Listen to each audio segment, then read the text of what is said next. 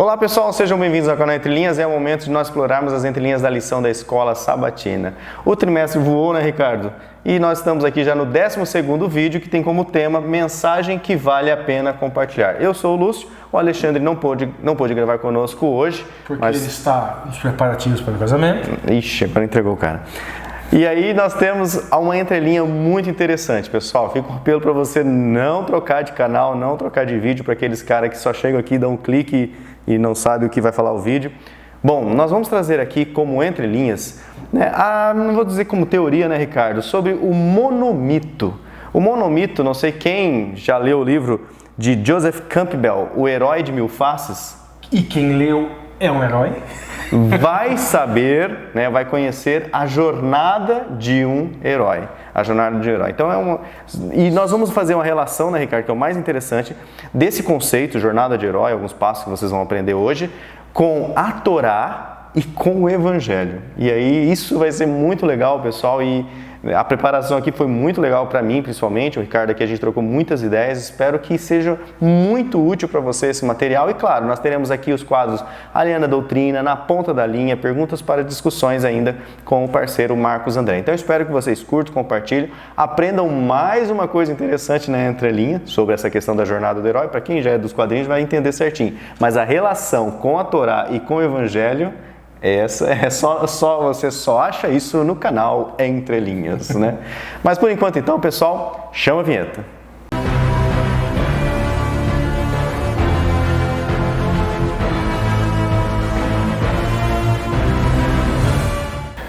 Bom pessoal, antes de nós entrarmos aqui nas entrelinhas, na nossa doxologia do canal, nós temos aquela seção dos comentários. Muito legal conhecer, saber a reação de vocês, ver o que vocês acham do conteúdo e também, né, saber alguns inscritos têm algumas dúvidas, né, sobre o seu herói preferido, por exemplo. E a gente consegue interagir um pouco mais com vocês. Para nós é muito bom, né, conhecer um pouco mais, né, desse pessoal que nos apoia há tanto tempo. E para vocês também ver seu comentário, como ele edifica esse canal, com certeza deve ser gratificante para você também.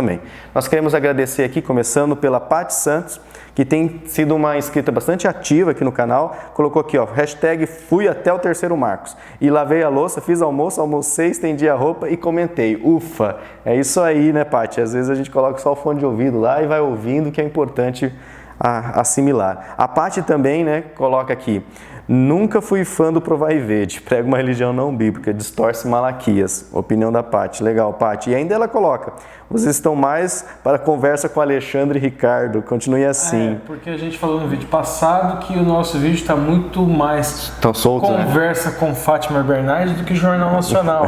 Está muito mais informal do que formal, né? A Paty disse que gostou. Legal, Paty, muito bom o seu feedback, é bom para a gente, né, ir se moldando. Também a gente não quer criar muitas máscaras, mas às vezes, né, se vocês acham que isso é meio estranho, né? Se quiser a gente volta pro Jornal Nacional e fica lá de terninho e terninho e gravata, né, pessoal? A Paty Santos também comenta assim, uma pessoa achando que era meu esposo, eu vou resumir, né, esse comentário, ler o nome, né, de uma pessoa e esse nome, na verdade, é o filho da Paty, acharam que era o esposo e porque ele tinha passado um problema, né, com a mãe dele e aí falaram assim que Deus, né, alegou que estava passando por isso para se batizar, né, que Deus tipo estava castigando o esposo dela. E a pessoa nem sabia que, na verdade, aquele nome é o onômino, né, por causa do filho que tem o mesmo nome que o pai, pessoal. Mas é assim mesmo, Paty, as pessoas são assim. Hoje está bem profunda a reflexão, incrível a visão apresentada pelo Marcos 1, que legal, ó, um comentário aqui sobre o conteúdo do Marcos, nós vamos ter mais outros aqui. Do Marcos 1. Do Marcos 1, sobre a parábola Alinhando as Doutrinas, o bom samaritano. De fato, pensar o homem que foi assaltado como representação de Cristo nos faz enxergar a ajuda ao próximo de uma maneira muito mais intensa e com um propósito maior. Laura Cardoso também comentou aqui conosco, obrigado meninos, tenho 71 anos e tenho aprendido muito com vocês. Vocês conseguem ver entrelinhas em que outros, inclusive eu, nem imaginava que houvesse. Parabéns, jovens. Pois é, e a de hoje? A de hoje, Laura, é uma entrelinha muito legal, muito interessante mesmo, porque e depois que nós preparamos as entrelinhas, fazendo a ponta da linha, né, Ricardo? A gente foi percebendo assim como as entrelinhas vão se encaixar muito com as pontas na linha. Quem voltou a comentar conosco também, o nosso inscrito aqui, o Gabriel de Lima, trouxe aqui vários comentários, legal, nós agradecemos, Gabriel, um abraço. É o Gabriel Hater ou é o Hater? É o Hater. É, faz tempo, faz tempo, valeu. A Evelyn Horto, outra querida também daqui do canal, né? O beijo de borboleta é super bacana, lembrei da minha falecida irmã, né? O Lúcio vai ficar devendo, pelo jeito. Vai, o do Foca. Né, Lúcio? Não tá preparado. Tá. Quando ela levantava o braço, a irmã da Evelyn, né? Eu olhava para o sovaco dela, eu enchia minhas pestanas e ela pedia para não fazer cócegas nela. Bobeira dela, não sei nem por que comentei isso, né? Mas é legal, Evelyn, a gente tá, né, conhecido, já tá comentando. Estão aqui para isso. Mas obrigada por me levantar o espírito. Lá nos veremos mesmos. Eu particularmente fiquei muito contente com o seu comentário, Evelyn, né, como do Rian e de outros tantos, que eu vejo assim, como o canal faz bem para elas, né? Porque elas participam, interagem, gostam do conteúdo. A gente se sente útil. Estamos nesse mundo para sermos úteis, para servir. Então eu me sinto servindo a Evelyn, servindo a vocês, trazendo aqui algo de bom para vocês. Muito obrigado, pessoal, pelo comentário. O Gabriel aqui novamente. E temos aqui a Saskia, câmera também, parceirona do canal. Excelente abordagem sobre os pequenos grupos na lição anterior. Penso como vocês, se o pequeno grupo passa a seguir uma doxologia da igreja, perde o propósito original, torna-se meio engessado.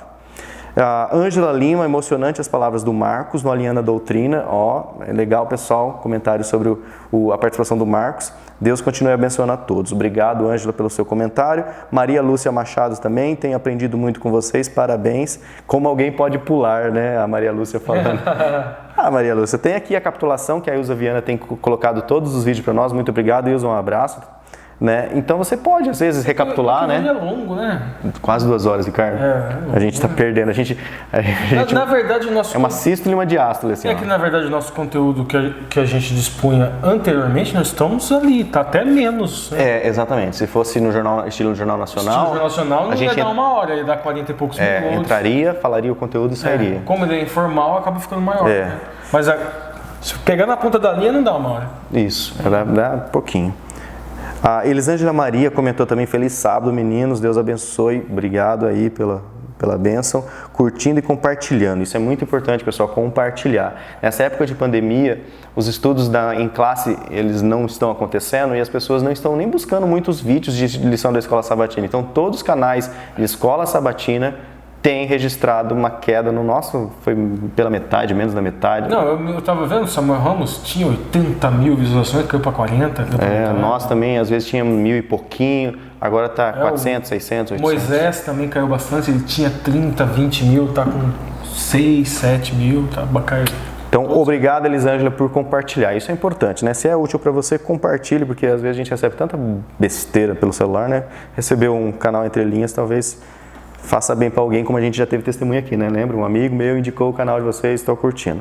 Wagner Queiroz, né? Traz aqui autocrítica igual a 1 Coríntios 11, 31 e 32, o código. Vilmar Mundi te falou lá, Quarteto Fantástico, obrigado por compartilhar suas reflexões profundas. Pois é, hoje tá só DC, hoje não é Marvel. Tá? Não é o quarteto. Pelas reflexões profundas e balizadas na palavra do Todo-Poderoso. Observação, o Ricardo ficou a cara do Capitão América com essa camisa. Agora com a cara do Superman. E na capinha, como vocês viram, né, nós ficamos com as caras do super-herói. E hoje tá, isso é totalmente proposital, tá, gente? Hoje tem tudo a ver com a lição a jornada do herói. Tudo a ver. O Ferromodelismo Diacast, eu não me recordo o nome dele, né? Qual o seu herói preferido, Ricardo? Notei aí as várias camisetas. Então, eu respondi para ele o seguinte, que o meu herói preferido, e também tem, já adianta um pouco a lição, o meu herói preferido é Miguel. É o Miguel. É o Miguel bíblico. Mas a pergunta dele, eu sei que... Daí eu respondi para ele, na ficção, é o Miguel do meu livro. Fazendo merchan. Mas o que ele quer saber, obviamente, é os mais famosos, né? Então, na minha infância, na Marvel era o Surfista Prateado e na DC era o Nuclear. Legal, respondido aí. O Ferromodelismo, fica a dica, coloca seu nome, a gente chamar aí pelo seu nome, nos conhecer. Sandra Bittar, olá meninos, como sempre a lição da forma como vocês, orientada pelo Espírito Santo, amém, né? Conduzem, supera sempre as minhas expectativas. Que bom, Sandra, conjugar conhecimento da palavra com conhecimentos humanos e sempre contextualizando, acredito que alcança os objetivos da proposta da missão de vocês. Mas vocês são os idealizadores e apoiam qualquer condução que nos conduza a Cristo. Vamos continuar orando, estudando cada vez mais a verdade para sensibilizar os corações e as mentes do povo. Fui até o terceiro Marcos. Deus abençoe vocês sempre. Grande abraço. Muito obrigado, Sandra, pelo seu gostoso comentário aqui de nós recebermos, né? Andréia Souza também comentando aqui, ó, não canso de indicar, sou uma entrenariana devota. Andréia Souza, é isso aí, Andréia. Muito obrigado, né, por compartilhar. Sem vocês compartilhar, só se a gente pagasse, né, para o Google ficar se divulgando, mas às vezes a gente até impulsiona o canal, mas nem sempre, porque né? não dá, gente. A gente impulsionou, teve um boom, né? Mas... Só que se a gente ficar fazendo toda semana, a gente acha dinheiro. E tem a questão da credibilidade, né? Quando é indicação, o retorno é muito melhor, né? Você que passou para o seu amigo, passou para o amigo. Quando o Google, o retorno é muito... Né? Você tem que colocar 100, mil visualizações para você tentar reter alguém. Tem um número de... Aumenta o número de inscritos, mas é que a gente... Não a qualidade dos inscritos. Não, mas até aumenta também, né? Mas é pouca. Pouquinho, bem pouquinho. E o Wagner Veras, Deus abençoe sempre vocês, muito ótimo, obrigado Wagner pelo seu comentário, e só, e aí a Ilza que tem a capitulação. Pessoal, nosso muito obrigado mesmo pelo seu comentário, infelizmente isso alonga um pouquinho mais o nosso vídeo, mas você pode pular. Ou não, né, como diz... Mas nós agradecemos mesmo, tá? Vocês dedicam o tempo a compartilhar. Eu sei que muitos não têm nem tempo de compartilhar, de comentar, né? Porque às vezes só pega, compartilha, curte, se inscreve no canal, né? E não tem tempo para compartilhar. Não importa, pessoal. Tá lá a sua view, o YouTube tá vendo, a gente vê quantas pessoas assistem o vídeo inteiro, quantas assistem só parte do vídeo. E isso, de certa forma, vai impulsionando o vídeo dentro da plataforma e mais pessoas vão conhecendo o material e se despertando, né? Por esse gostoso prazer, né, de estar em contato com a Torá, com a palavra, com o Evangelho e, como já foi colocado, contextualizando com a história, com outras figuras que nos ajudam aí a memorizar e a entender também. Mas vamos avançando então. Bom, o Ricardo apresenta aqui uma figura, nós temos aqui na descrição do vídeo alguns grupos de WhatsApp, como vocês podem ver, tem aí o Família Entre Linhas 1, Famílias Entre Linhas 2, Famílias Entre Linhas ADM, onde só nós postamos, e tem o Famílias Entre Linhas RP. O Família Entre Linhas RP é para discussão de religião e política, e religião, né, se você quiser entrar, não pode discutir religião não pode discutir política, né, no Família Entre Linhas 1 e o Família Entre Linhas 2. Eu vou aproveitar o conteúdo para um trabalho que eu estou fazendo sobre política e religião, dialogismo, né, de política e religião. E vou aproveitar também agora, que já vou aproveitar para um outro trabalho, que é um livro, um romance, uma obra de ficção, que vai ter tudo a ver com a lição de hoje, vai ter tudo a ver com a camisa que eu estou usando, vai ter tudo a ver com o que eu vou mostrar aqui para vocês, e vocês vão ter que assistir, vão ter que ter paciência, vão ter que assistir o vídeo inteiro para vocês captarem, para vocês entenderem qual é a relação de tudo isso. Legal, pessoal? Vamos lá então. Começando agora então aqui a figura enigmática, né? Então tá, gente, isso aqui é a jornada de herói. Eu vou fazer o seguinte, eu vou pegar esse quadro e vou fazer uma introdução à minha entrelinha lá no final. Isso.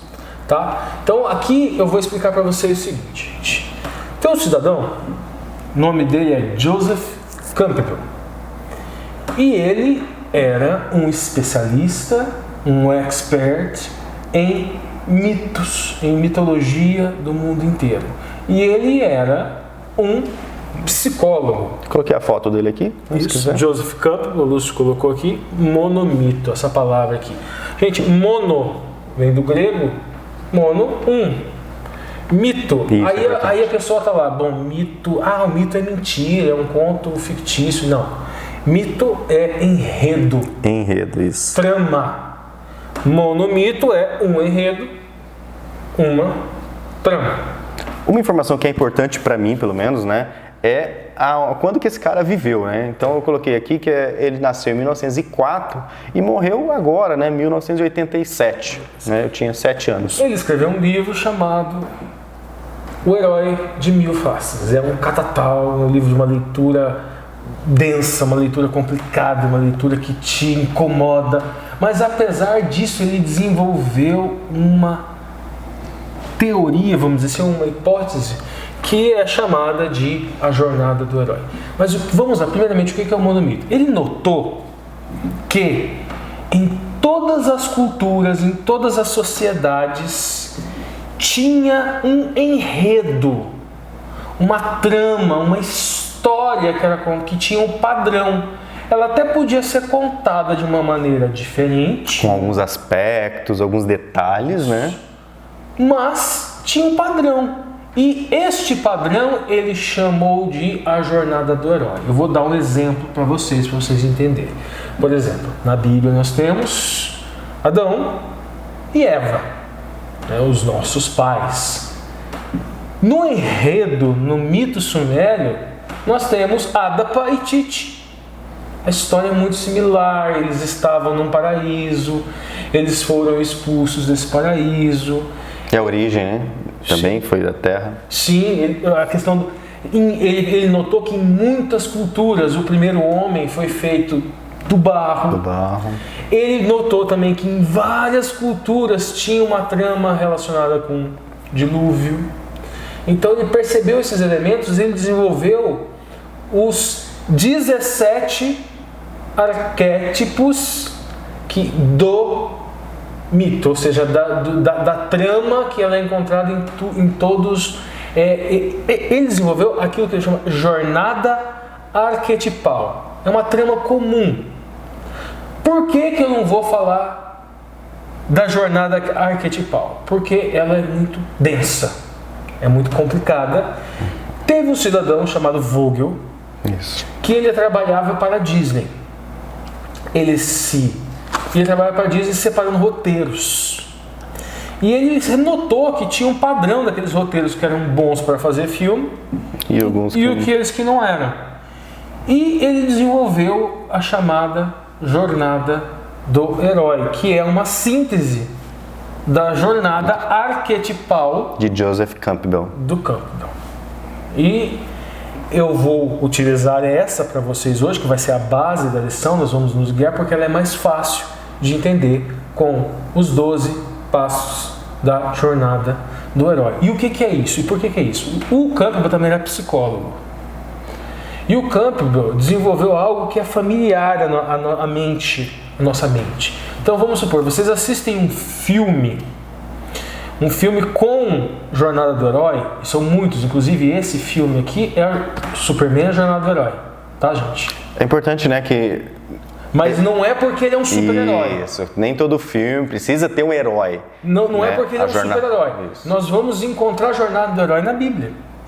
E em outros filmes que não tratam de herói. Nós vamos encontrar a jornada do herói no enredo contado da criação do mundo na Suméria, na Acádia, na Babilônia, na Bíblia. Nós vamos encontrar esses elementos nas parábolas de Cristo. Jesus. E nós vamos encontrar esses elementos da jornada do herói no plano de salvação. O Campbell, que era psicólogo, ele percebeu que aquilo era uma coisa familiar à mente humana, que era fácil de memorizar. Sabe aqueles filmes que você assiste relaxadão, você absorve, você pensa que na verdade, né? Você pensa que aquilo é familiar a você. As coisas acontecem, né? É porque foi construído dentro do que a nossa mente agrada, dentro de uma mecânica que a mente, que o cérebro se agrada. Não à toa Cristo contava, quando ele ia ensinar, ele ensinava em mito, em parábolas. Lembre do mito, da parábola do rico e Lázaro. Isso. É diferente quando vai ensinar doutrina. Mas quando ele vai ensinar verdades mais elevadas, Cristo se utilizava de mitos, utilizava de Aristóteles, Platão, a mesma coisa. O mundo das ideias, como ele é inalcançável, então ele se utilizava do mito, do enredo, da trama. O teatro também é muito utilizado para esse tipo de desenvolver esse tipo de raciocínio. E aqui está a jornada, tá? Vamos lá, gente. Qualquer filme, a maioria, 90% dos filmes, dos livros que vocês vão encontrar que utilizam narrativa clássica, tá? Porque tem a narrativa moderna, que ela é completamente diferente. Para vocês entenderem narrativa moderna e narrativa clássica, pensa na Mona Lisa. Mona Lisa ela centralizada, é aquela coisa do certinho, tenta ser uma reprodução fácil para a nossa mente do real. Agora você pensa naquelas obras abstratas, aquilo lá é moderno, onde está tudo desconexo, onde tem flor, onde não tem vaso, onde tem sol, onde não tem céu, onde tem o chão misturado com parede. Peixe está no céu, que eu vi. Exatamente. Aquilo lá, daí a narrativa clássica é diferente. Isso nós encontramos muito em profecia. Isso, outro link que foi feito, né? Que a gente Agora vamos lá, gente, Jornada do Herói. Pensa em qualquer filme ou em qualquer narrativa da Bíblia aí. Primeiro, o nosso herói. Eu vou fazer o seguinte, eu vou fazer um paralelo com o Jonas, tá? Para ficar mais fácil para vocês. O nosso herói está, primeiramente, o nosso herói vai estar no mundo cotidiano. Qual é o mundo cotidiano de Jonas? Israel. O nosso herói recebe um chamado para a aventura. Qual foi o chamado para a aventura de Jonas? Pregar para Nínive. Ele foi chamado para pregar para a capital, a Síria, Nínive. Aí a recusa do chamado. O nosso herói, Jonas, recusa o chamado porque Nínive é inimiga deles. Nesta fase de qualquer narrativa é para mostrar o perigo de sair do mundo comum. De sair do mundo comum, porque ele vai ter que sair do mundo comum. Aí ele encontra o quê? Encontra um mentor. Ou um guia, né? Que é o próprio Elohim. Que vai ajudá-lo a fazer a transição ou cruzamento do portão. Da barreira. Aqui está o cruzamento do limiar. O limiar entre o mundo comum, no caso Israel, e o mundo, que é um mundo comum, familiar, ordinário, e para o mundo extraordinário. Aí no mundo extraordinário ele vai ter testes. Então qual é o cruzamento do limiar aqui, que seria o primeiro desafio? Ele vai para o mar. Ele vai para o mar, mas ele vai para o caminho errado. Ele está indo para outra banda. Aí ele tem testes. Encontra aliados e inimigos. No barco, Jonas vai encontrar aliados e inimigos. E daí ele vai passar por testes. Vai passar pelo pequeno teste. Vê que é uma bolinha aqui, gente? Ele vai passar pelo pequeno teste. Nesse pequeno teste, ele passa pelo pequeno teste. Ele fala, eu sou servo de Deus, me lance ao mar que essa tempestade vai acabar. Passa lá no barco, tem inimigos e aliados, pessoas que querem o bem dele, querem o mal. Aí faz a vontade de Deus, lança para o mar. Aqui, gente, no nosso quadrinho está a aproximação do objetivo. Mas no campo tem 3 formas de chamar essa aproximação do objetivo. Que primeira forma de chamar é aproximação da caverna oculta. Segunda forma de chamar é o casulo, porque é aqui que o nosso herói vai florescer, que ele vai crescer para essa jornada. E também é chamado, e não é coincidência, a terceira denominação, o ventre da baleia. Da baleia. Exatamente. Então, nosso herói aqui está no ventre da baleia. Literalmente. Nessa fase da jornada dele. E aqui ele está o quê? Ele vai ter a aprovação máxima. Sim, porque estava à beira da morte, né? E a aprovação máxima dele, que está aqui o próximo passo. E ele vai conquistar o próximo passo, a recompensa. Qual é a recompensa que ele adquire? Ele vence aquela batalha e ele é salvo. E ele sai da caverna. Agora lá no livro do campo teria o próximo passo, que seria a volta para o mundo extraordinário. Mas tudo bem. Mas volta para o mundo ordinário. Mas vamos continuar aqui. Ele conquista a recompensa. A recompensa também é chamada de elixir. Que elixir que é esse no caso? É o poder divino, o milagre. E no livro do campo tem a fase que o herói ressuscita. Isso. E na narrativa judaica é como se ele tivesse morrido para uma existência e nascido para outra. Muito parecido. Também com o enredo contado da história judaica. Aí tem o caminho de volta. Agora que ele tem a solução, que ele tem o elixir, ele volta para esse mundo ordinário com a solução. A solução que ele encontrou aonde? O elixir que ele encontrou aonde? Aqui, no ventre da baleia. Porque agora ele vai atender a palavra de Deus, ele vai servir a Deus da maneira que Deus quer. E aí ele vem agora e vai ter o quê? Nesse caminho de volta, ele tem o quê, gente? Uma nova, pequena provação. Ele vai lá, ele prega, tem aqueles eventos. E aqui depois tem a depuração ainda e a que não acabou. ressurreição. Ou seja, ele vai ter o ensinamento e aí ele vai ter uma mudança. Porque no começo da jornada, ele era um indivíduo, ele estava de um jeito. Isso, ele tinha um caráter. Ele era de um indivíduo de um jeito. Depois de passar no final da jornada, ele tem o retorno a Israel transformado. Então ele aprende nessa jornada. E ele volta agora Senhor de 2 mundos. Este é a jornada do herói, o monomito aplicado à história de Jonas. No decorrer da lição, nós vamos ver como isso se encaixa perfeitamente. E no final, a minha entrelinha, eu vou explicar como que a jornada do herói ela se encaixa no plano de salvação. E nós temos de um lado a jornada do herói, vamos dizer assim, humano, em busca do extraordinário. E do outro lado, o Messias. O outro herói. O outro herói. Que eu vou guardar agora. Também passa por essa jornada. Só que ela é um pouquinho diferente. Se você quer saber qual é a diferença, você vai ter que ver a trilha no final. Legal, pessoal. Então, seguindo a nossa doxologia aqui, teremos agora o quadro Alinhando a Doutrinas. Mas fiquem ligados, porque temos na ponta da linha, onde, legal hoje, né, todos os dias são legais, mas hoje cada ponta da linha vai preparando para a entrelinha de uma forma muito legal que o autor da lição trouxe, né, os assuntos, né, e eles estão justamente alinhados à nossa entrelinha, ou a nossa entrelinha, quem nasceu primeiro, né, a entrelinha ou a lição? Quem nasceu primeiro, ovo ou a galinha? A entrelinha ou a lição, ou a linha da lição. Mas vamos lá então, chamamos agora então a participação aqui do Marcos André, e ele vai alinhar então o tema dessa semana com uma doutrina bíblica. Espero que você comente, né, novamente sobre o que você vai acabar de ouvir agora. Isso. Antes do alinhar na doutrina, hashtag, quem nasceu primeiro, ovo ou galinha? Coloca aí embaixo, quem que você acha? Foi o ovo ou foi a galinha? Tá, vai okay, lá, alinhando então, com a doutrina. Beleza. Falou, Marcos, agora é com você. Olá, amigos do canal Entre Linhas. Mais uma semana estamos nós aqui estudando juntos a Palavra de Deus e depois desses momentos iniciais mais descontraídos, nós vamos pedir a orientação de Deus para o estudo da sua Palavra. E vamos fazer isso em oração. Aliás, não que o estudo da palavra não possa ser feito de maneira descontraída. Acho que até que o canal Entre Linhas é uma prova disso, né? Que você pode fazer um estudo sério da palavra de Deus sem perder a alegria, sem perder a leveza e ainda assim mantendo a reverência e a seriedade que o estudo da palavra de Deus merece, né? Então nós vamos pedir que o Senhor Deus nos oriente com o seu Santo Espírito para que possamos caminhar aí pela sua palavra. Vamos orar?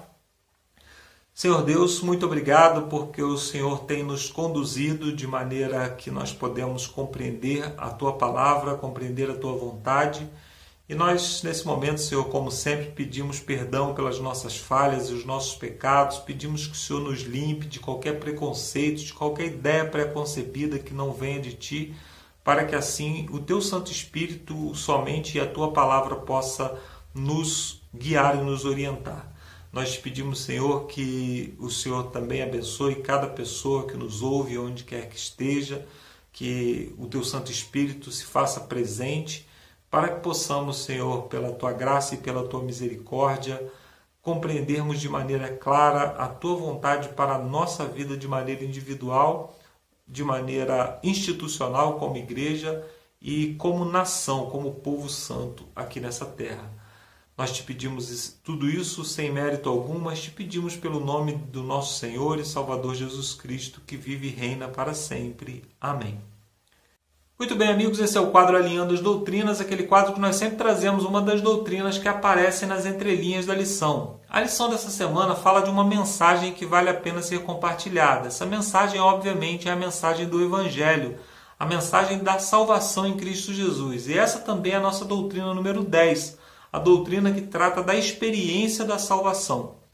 A mensagem do Evangelho ela é compartilhada ao longo da história através de duas vertentes diferentes, como se fossem dois braços da mesma mensagem. O primeiro braço dessa mensagem são as verdades universais. O que são verdades universais? São verdades que são relevantes para todas as pessoas em todas as épocas. Como, por exemplo, o sacrifício expiatório de Cristo. Quando nós vamos lá para o Gênesis, lá no início, quando o primeiro casal pecou, nós já encontramos ali o sacrifício de um cordeiro que substitui a morte do primeiro casal. Eles foram condenados à morte pela desobediência, e a morte desse cordeiro providenciou roupas, vestimentas, para que eles pudessem se apresentar na presença de Deus. Então eles foram justificados através da morte do cordeiro. E ao longo da história nós vemos isso se repetindo, Deus providenciando ali os sacrifícios, providenciando a mensagem do Evangelho para todas as épocas.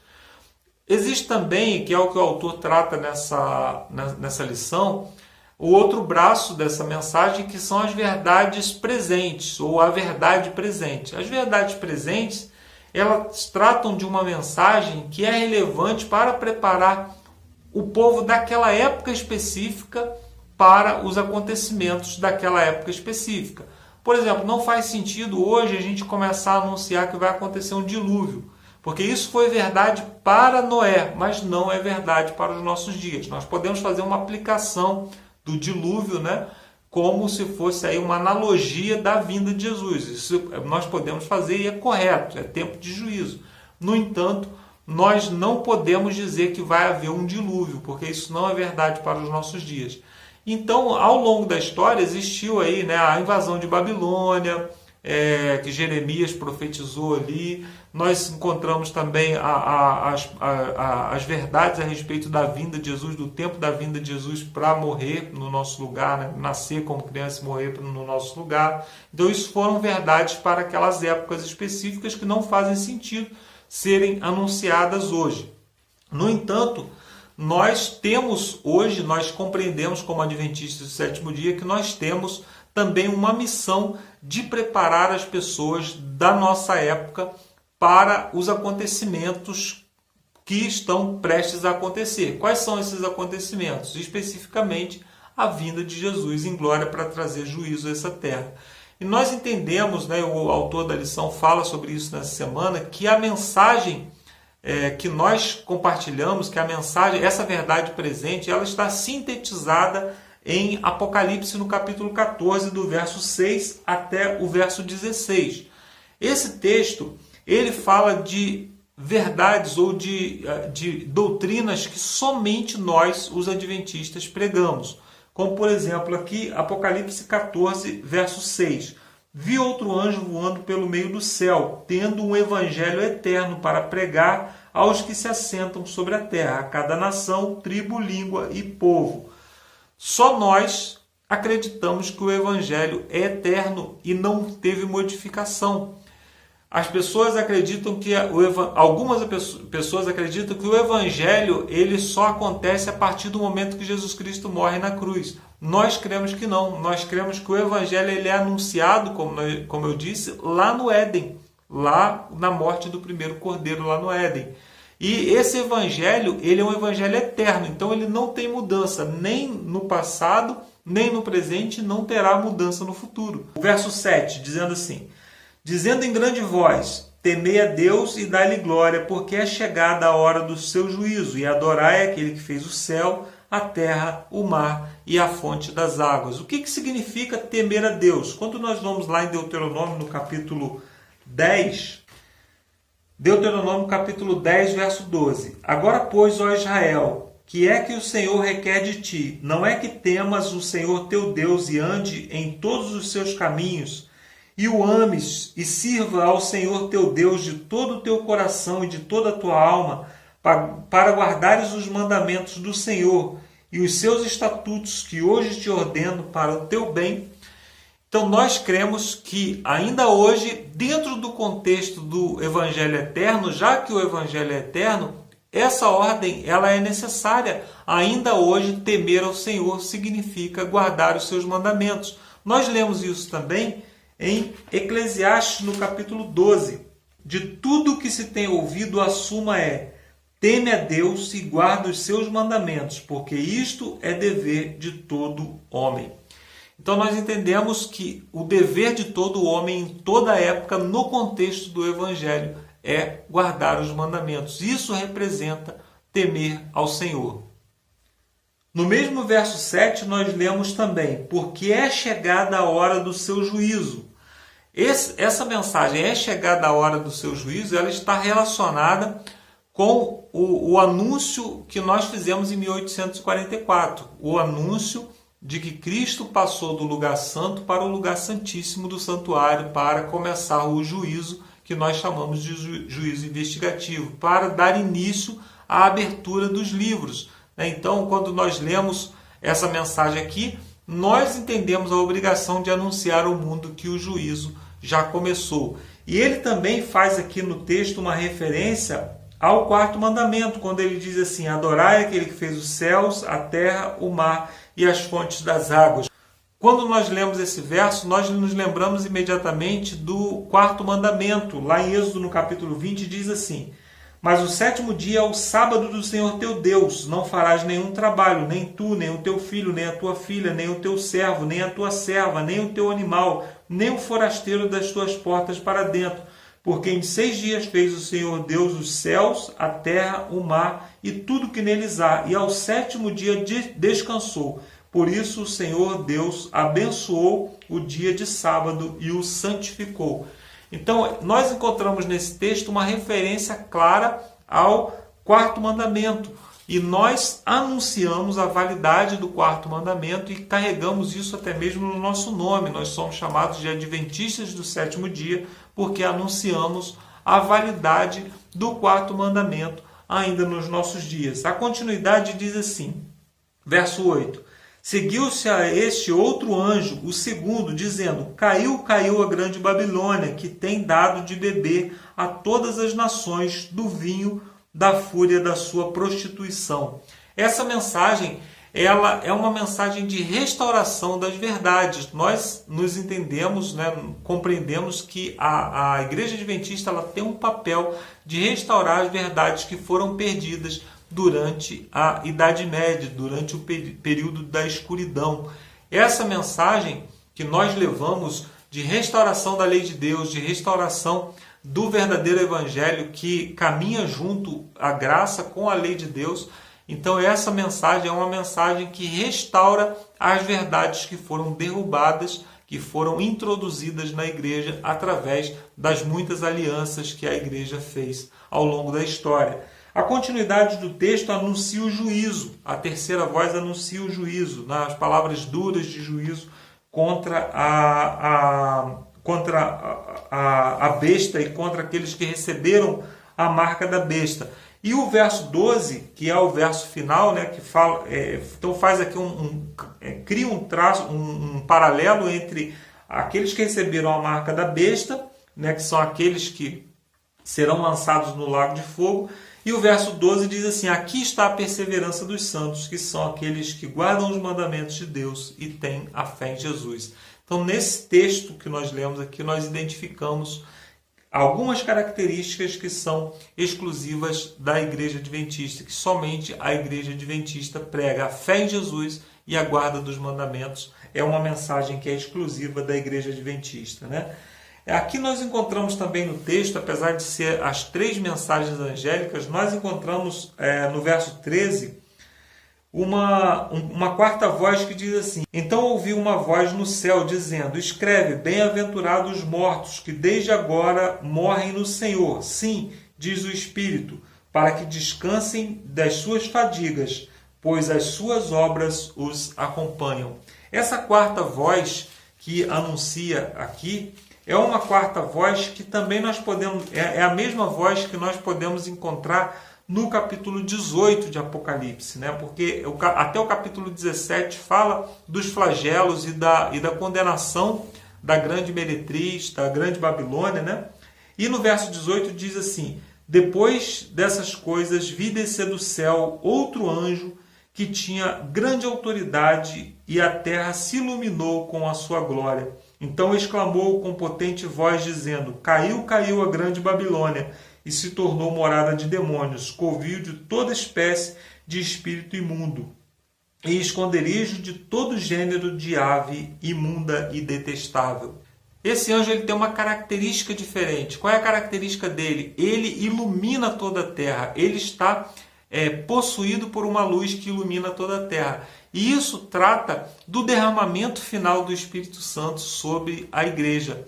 essa igreja agora ela consegue traçar um claro paralelo entre Babilônia, que vem enganando as nações com as suas mentiras, e a igreja verdadeira, entre os fiéis de Deus dos últimos dias, que vem pregando as verdades dos mandamentos de Deus e a fé em Jesus Cristo. E essa verdade, ela só é possível de ser anunciada em toda a terra porque eles estão possuídos, né? Essas pessoas que levam essa mensagem, esse anjo que leva essa mensagem está possuído pelo poder pleno do Espírito Santo. E aqui, esse paralelo que nós traçamos entre o povo de Deus e Babilônia, ele é um paralelo que é muito interessante, que nós precisamos meditar um pouco a respeito dele. Por quê? O povo de Deus é aquele que se vê entregue totalmente nas mãos de Deus e se torna dependente de Deus. Nós vemos que essa mensagem só é possível porque esse povo ele está possuído pelo Espírito Santo. É o Espírito Santo quem dá poder. Babilônia, no entanto, ela tem uma característica de ser autossuficiente. Olha só o que diz aqui, o verso 6. Dai-lhe retribuição, como também ela retribuiu. Pagai-lhe em dobro, e segundo as suas obras, e no cálice em que ela misturou bebida, misturai em dobro para ela. O quanto a si mesma se glorificou e viveu em luxúria, dai-lhe em igual medida tormento, pranto, porque diz consigo mesma, eu sou santa como rainha, viúva não sou, pranto nunca hei de ver. Então qual é a característica principal de Babilônia que nós vemos aqui? Ela se acha autossuficiente, ela diz que nunca vai ser viúva, que é santa, ela diz que nunca vai ter pranto, nunca vai chegar até ela o pranto. E isso nos lembra a Babilônia lá no passado, que tinha fortes muros, que tinha uma provisão de água muito boa, que tinha as suas portas de bronze, que tinha um exército muito poderoso, se achava muito poderosa, mas caiu. E essa Babilônia de agora, ela se acha também muito poderosa, principalmente nesse momento, né? Porque quando nós lemos Apocalipse 13, nós vemos que ela recebe um poder bélico, ela recebe um poder militar muito forte. Então ela se acha muito forte nesse momento, com as alianças todas que fez, mas então Deus chega e a julga e a condena. O que nós precisamos meditar a respeito disso é que nós, pela grandeza das coisas que nos foi revelada, nós podemos começar a pensar que nós também somos autossuficientes. Pensar que porque nós guardamos os mandamentos de Deus, porque nós temos fé em Jesus, porque nós recebemos revelações especiais, que nós temos uma compreensão muito apurada das verdades bíblicas, nós podemos nos esquecer de quem foi que nos deu essas verdades todas. E no final, esse anjo que aparece, ele só consegue concluir a obra porque Deus o impulsiona, Deus o capacita, Deus o enche do seu Espírito. Então nós precisamos todos os dias clamar pelo Espírito Santo, em mim individualmente, primeiramente, na minha igreja e no mundo, para que as pessoas possam ver essa luz iluminando toda a terra. E assim a nossa mensagem vai encontrar relevância, vai encontrar corações aptos. Então que possamos jamais nos esquecer, né, que temos isso como meta, para jamais nos esquecermos da nossa dependência, para que a gente não se torne uma Babilônia, guardando os mandamentos de Deus, com fé em Jesus Cristo, mas ainda assim com características de Babilônia. Que Deus nos abençoe. Eu termino aqui essa minha participação e agora você volta lá para Campo Mourão para que o estudo tenha continuidade. Daqui a pouco eu volto com as perguntas para a discussão.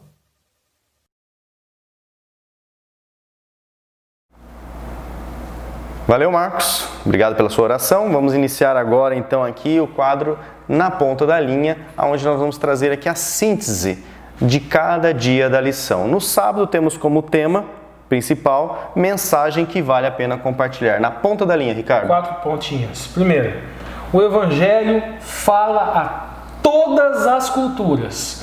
Lembra que nós falamos do monomito, gente? O apóstolo Paulo, ele fala, gente, de uma Torá da natureza. O mais interessante é o seguinte, que às vezes a diferença da mensagem, mesmo que haja um monomito, que haja um enredo igual, aquelas diferenças elas estão relacionadas justamente a certos contatos com a natureza que aquele povo vai ter. Por exemplo, na mitologia suméria, eles vão trabalhar com Namu e Apsu, que seriam os seres primordiais. Só que esses seres primordiais, gente, são os 2 rios que estavam ali. Eles falam de um oceano doce e um oceano salgado. Tinha 2 rios ali e tinha um mar salgado logo mais além do horizonte. Então eles vão... Igual o telefone sem fio. Quem é mais antigo sabe o telefone sem fio, né? Você coloca a mensagem no papelzinho, vai passando de um para outro. Quando chega na outra ponta, você tende a colocar naquele enredo principal coisas suas. Isso. Coisas que estão na natureza. Mas qual é o grande problema, gente? O Evangelho, a Boa Nova, fala todas as culturas. Neste colocar de detalhes nossos, às vezes as culturas podem desvirtuar a Boa Nova. Então a gente fala muito de idolatria. A idolatria, ela surge, obviamente, tinha lá na Suméria, tinha lá na Babilônia, mas, gente, a idolatria tinha e tem no meio cristão. Sim, Israel tem no cristão. Se nós ficarmos, na hora de fazer a refração do texto bíblico, nós ficarmos colocando coisa nossa que desvirtua o caráter de Cristo, isso é idolatria, gente. Isso é transformar o Yoshua em nada. E isso, obviamente, acontecia no enredo, mas o apóstolo Paulo deixa claro que é possível. Por exemplo, gente, na mitologia suméria tinha um Enki que criou Adapetite, como nós temos o Deus o Filho, nós temos Elohim que criou Adão e Eva. Se o Enki da mitologia suméria que criou Adapetite, se o culto de adoração ao Enki, se aquele cara que nunca teve acesso com nenhum judeu naquela época, mas o Espírito de Deus podia trabalhar no coração daquela pessoa e através desse enredo comum ele poderia ter acesso ao principal do Evangelho.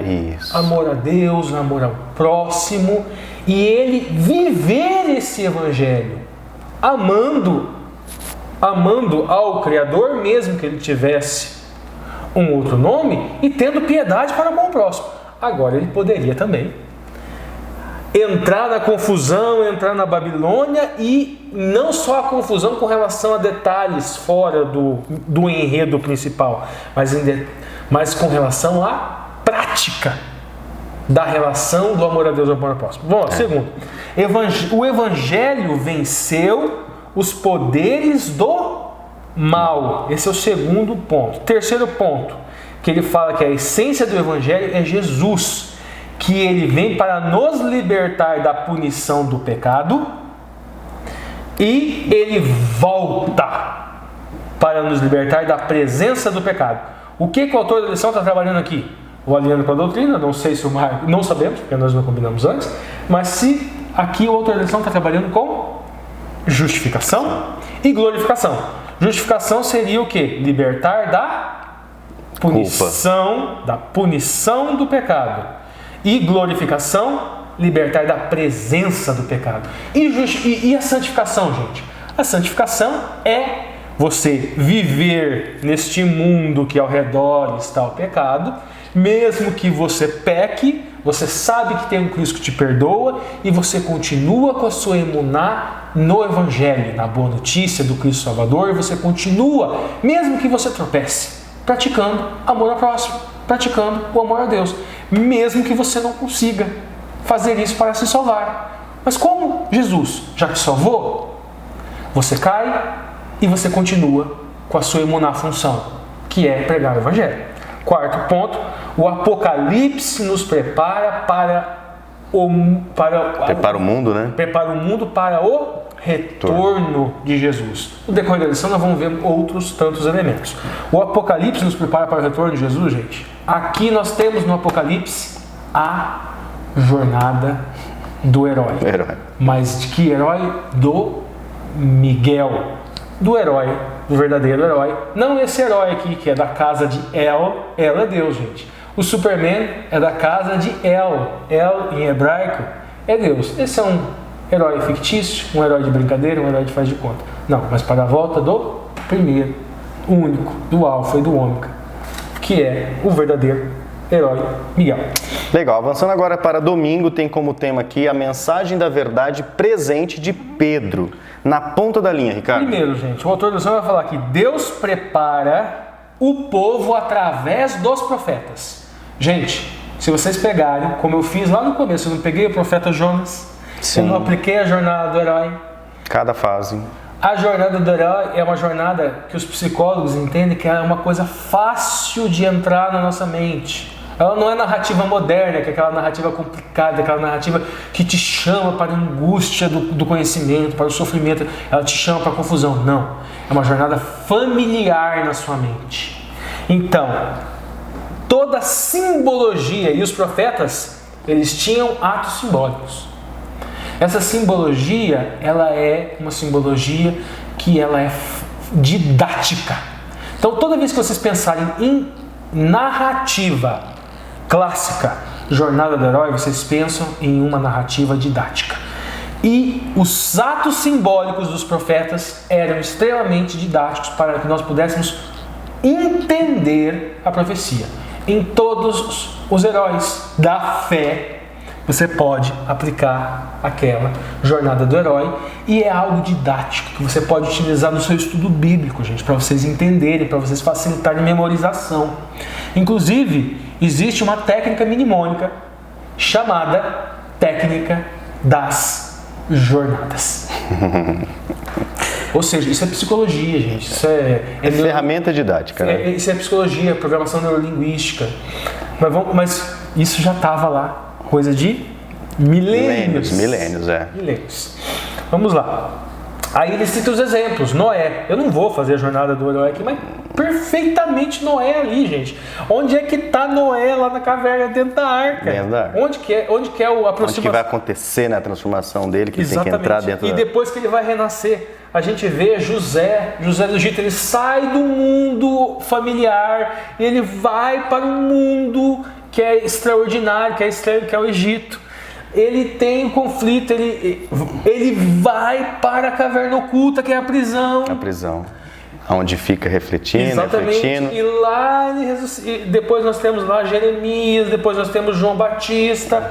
E são os exemplos que o Mark Feely utiliza. Próximo, daí ele vai falar de Pedro, gente. E Pedro fala de verdade presente. O que é verdade presente, gente? É aquela profecia que vai se cumprir, é aquele ensinamento que vai se cumprir nos nossos dias. Isso é verdade presente. E o Mark Feely fala uma coisa aqui muito interessante, gente, que a mensagem de salvação sempre é verdade presente. E por que a mensagem de salvação é sempre verdade presente? Durante toda a história, né? Por quê, gente? Porque a jornada do Lúcio, a jornada do herói de você aí, gente, ela é a jornada para a salvação. Nós estamos buscando entrar na caverna oculta, vencer o grande desafio. E esta jornada do herói é aquela doutrina que nós chamamos de santificação. Vocês viram lá no sábado, gente, ficou uma lacuna, né? O Mark Feely pegou lá e falou da questão um elemento da justificação, depois da glorificação, ficou meio a santificação. O que é a santificação? Santificação é a jornada do herói, a nossa verdade presente. Agora vamos lá, é justamente e o que é a verdade presente? Lembra que nós falamos lá o encontro com o guia? Geralmente na jornada do herói, o guia dá armas mágicas, que é para que o herói consiga cumprir a jornada, traspassar o limiar, né? E qual é a verdade presente, gente? São essas armas mágicas. Deus nunca nos deixa sem as informações necessárias para que nós possamos cumprir a nossa jornada. Armadura, será? É a armadura? Frutos do Espírito e a armadura, né? Capacete, espada, escudo. Exatamente. Tudo. Essas são as nossas armas mágicas. Frutos do Espírito e capacete da salvação e todos aqueles... Só reforçando, talvez tem pessoas mais tradicionais, pessoas que chegam no canal, quando a gente fala armas mágicas, tá? É dentro desse clima descontraído, né? Não que há magia, misticismo, né? Porque senão o pessoal do Entre Linhas está falando sobre... Armas mágicas significa a força para cumprir o chamado.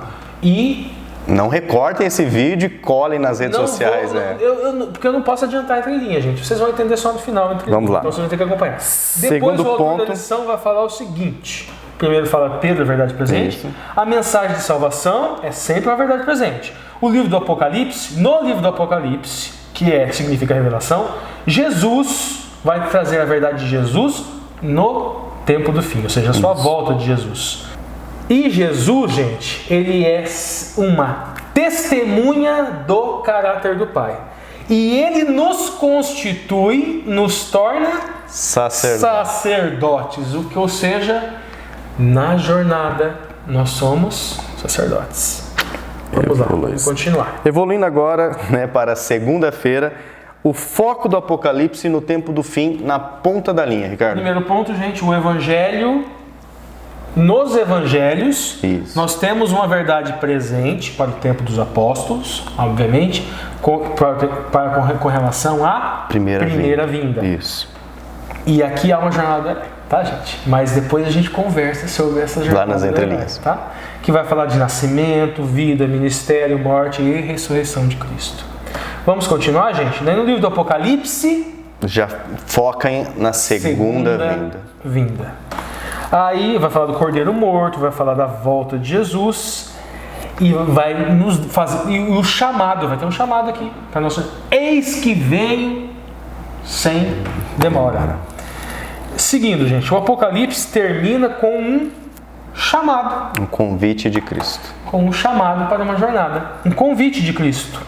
E esse convite é: o Espírito e a noiva dizem: vem. Aquele que ouve, diga: vem. E esse chamado é um chamado para a eternidade, mas ele também é um chamado para anunciar o Evangelho.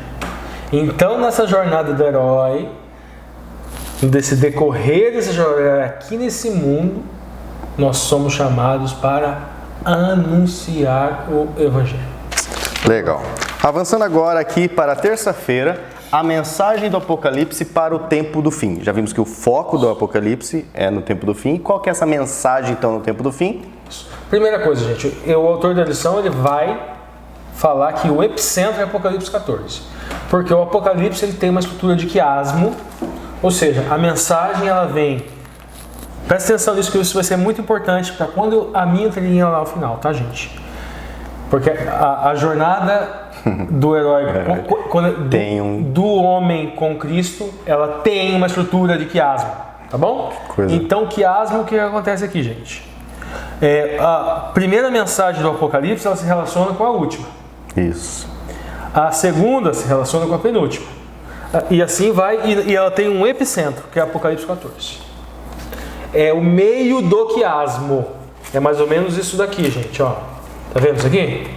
Ó, aqui é o Apocalipse 14.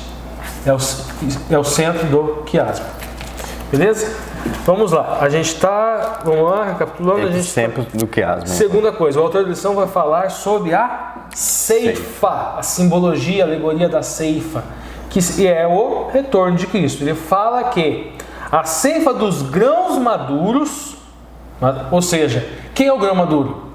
O grão maduro é aquele que fez a jornada do herói, passou por todas as fases, verde, entrou no ventre da baleia, saiu do ventre da baleia, pegou, e ele passa por todas essas fases. Ele é o grão maduro, que é a redenção dos justos. Na redenção dos justos é quando ele passa por todas as fases e ele vai para o mundo como sendo Senhor de dois mundos.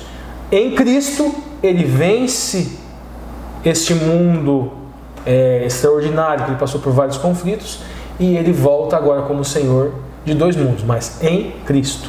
Mas vamos lá, vamos continuar. A terceira e última coisa da terça-feira é: o propósito de vida nos é dado lá do justo, ele nos é dado lá em Apocalipse 14. E nos é dado também uma mensagem que, em razão de um juízo, tudo isso acabará. Ou seja, essa jornada ela irá culminar, ou seja, o ponto central dessa jornada será o juízo de Deus. Vamos lá. Legal. Na quarta-feira temos aqui como tema compreensão mais plena da verdade na ponta da linha, Ricardo. O que nós temos em Apocalipse 14, gente? As 3 mensagens angélicas. 3 mensagens angélicas. Perfeito. Vamos lá, gente. No livro de Apocalipse nós temos primeiro, um apelo para o temor. Temei a Deus e dar-lhe glórias, porque é chegada a hora. Temei a Deus e dar glória, porque é chegada a hora do juízo. Temor aqui, a gente pode pegar a raiz avodá, é no sentido de adoração a Deus. Isso. É no sentido de servir a Deus. Cultuar, né? Também. Sim, adorar cultuar, a Deus adorar, no sentido de servir. culto. Agora, gente, o que acontece? Esse temor não é no sentido de ter medo. É no sentido de ser um sacerdote. Nós somos constituídos como sacerdotes. Então nós temos uma emuná função, uma emuná cargo, que é levar esta mensagem nesta jornada de santificação. Isso significa viver e servir de acordo com a vontade do nosso Senhor, de acordo com a vontade de Adonai, não para sermos salvos. Por que fomos salvos? Nós vamos, em alguns momentos, tropeçar no amor a Deus, tropeçar no amor ao próximo? Não. Continue a jornada, tropeçando ou não tropeçando. O ponto principal da Boa Nova é esse.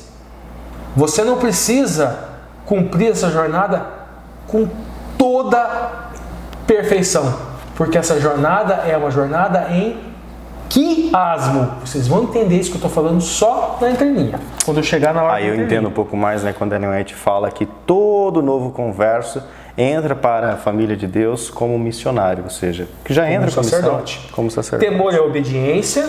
O juízo nos lembra que somos responsáveis por algo, pelo juízo. Nós somos sacerdotes, lembra disso? Nós somos responsáveis por levar a boa nova, a boa notícia. E a questão de reverência, o Mark Finney equipara aqui reverência com obediência. Mas nós não podemos, de maneira nenhuma, entrar no legalismo em razão dessa comparação. Ok, reverência é igual a obediência. Na jornada de santificação, vamos falar assim, nós podemos, em determinados momentos, nós vamos em determinados momentos. E por que eu sei que nós vamos? Porque todo herói bíblico, com todos eles foi assim.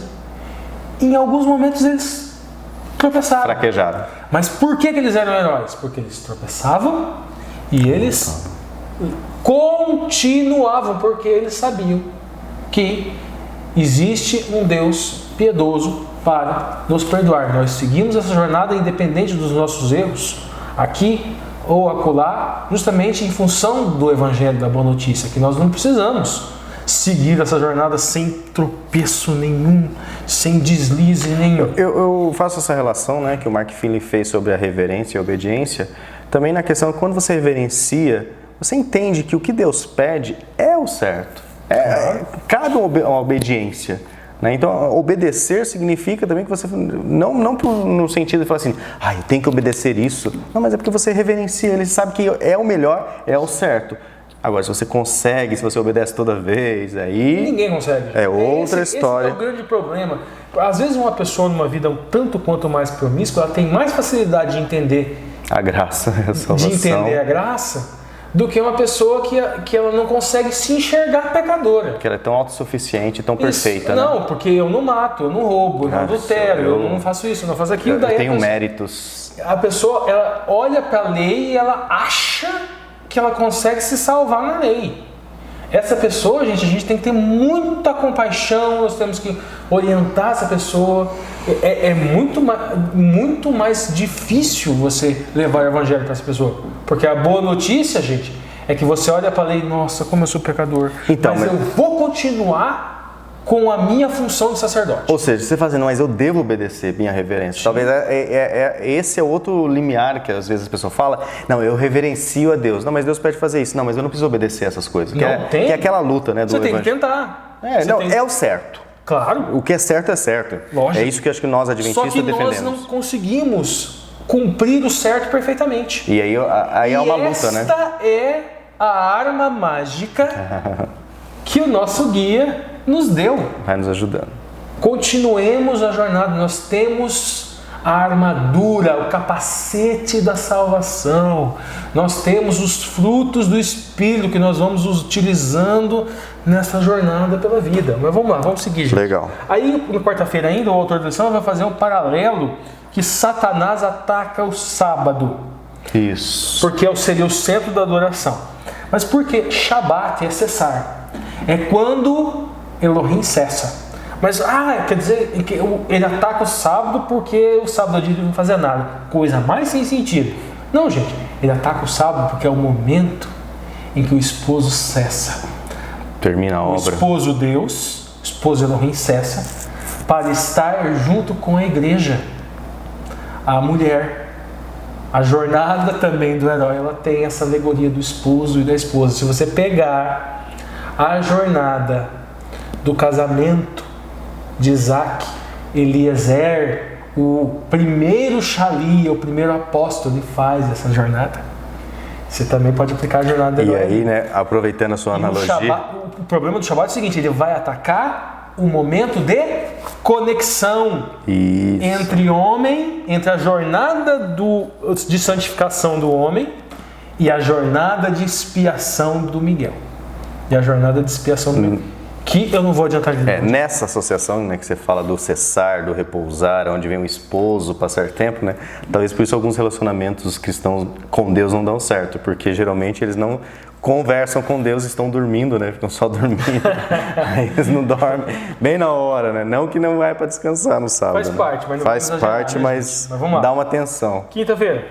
Vai lá, Lúcio. Quinta-feira, o apelo final, deixa eu só avançar aqui. O apelo final de Deus na ponta da linha. Ricardo. Vamos lá, gente. Primeira coisa, o Apocalipse. Agora o Mark Filho vai falar de Babilônia e do falso sistema religioso.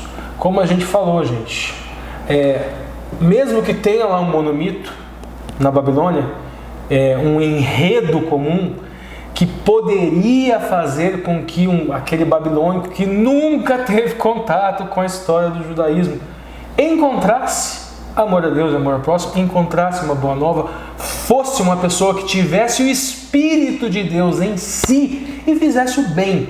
Ninguém faz o bem se não tiver o Espírito de Deus em si.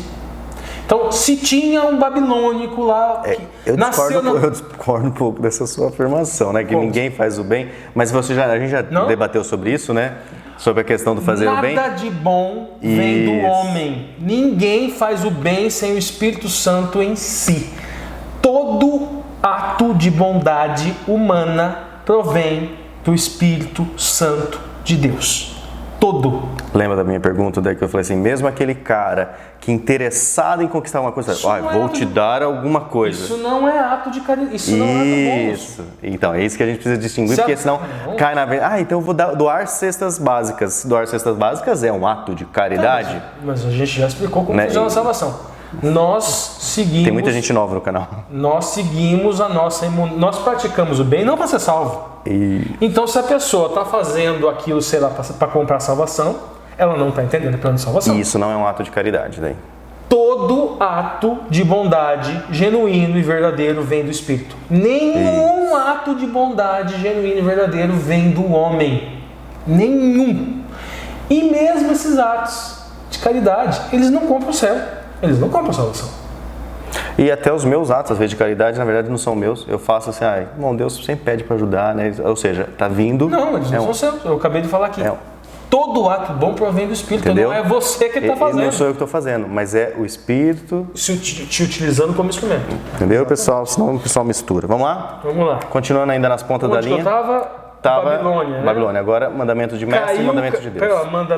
Aí que tá. Caiu a grande Babilônia. O autor da lição vai fazer um paralelo. É essa lição dos paralelos, tá, gente? Teve uma lição que ele utilizou muito para dialética, esses paralelos. Mandamento do mestre, o que ele quer dizer? Aquilo dentro do enredo principal que foi contaminado. Então, o mestre, falso mestre, olhou o enredo principal, olhou o monomito, vamos dizer assim, e colocou elementos que desvirtuavam o enredo principal, que é o Salvador, que é o amor a Deus, que é o amar a Deus, que é o amar ao próximo, que é praticar o ato de bondade porque você encontrou um Salvador, que é você fazer o bem ao próximo sem esperar a recompensa, porque se você espera a recompensa aqui nesse mundo, você já recebeu. A recompensa é depois. A recompensa é a vida eterna, mas você não faz para ter recompensa. Você continua fazendo, você continua praticando, porque você já recebeu a recompensa. A recompensa não é só a salvação. A recompensa também são os frutos do Espírito. E você faz pela reverência e pela obediência que você tem. Que você vai produzindo ao longo da vida. Agora, a última coisa, Apocalipse 14, gente, vai falar de uma adoração ao Criador. E o Mark Fillion depois ressalta de novo o Shabat, que nós já falamos. O ponto interessante do Shabat é o seguinte, que é a convergência das duas jornadas. É o momento que o Criador cessa para se vincular com a criatura. Então nós encontramos no Shabat a convergência do plano de salvação. O plano de salvação não é uma jornada do herói minha individual. É uma jornada que se encontra. Na entrelinha eu já vou explicar isso. E fala da adoração da besta, que é domingo, dia do sol. Por quê? Desvirtua justamente esta conexão. Desvirtua totalmente o plano de salvação. Agora na entrelinha vai fechar o raciocínio, porque agora eu vou soltar os elementos das duas jornadas que eu omiti ao longo da ponta da linha.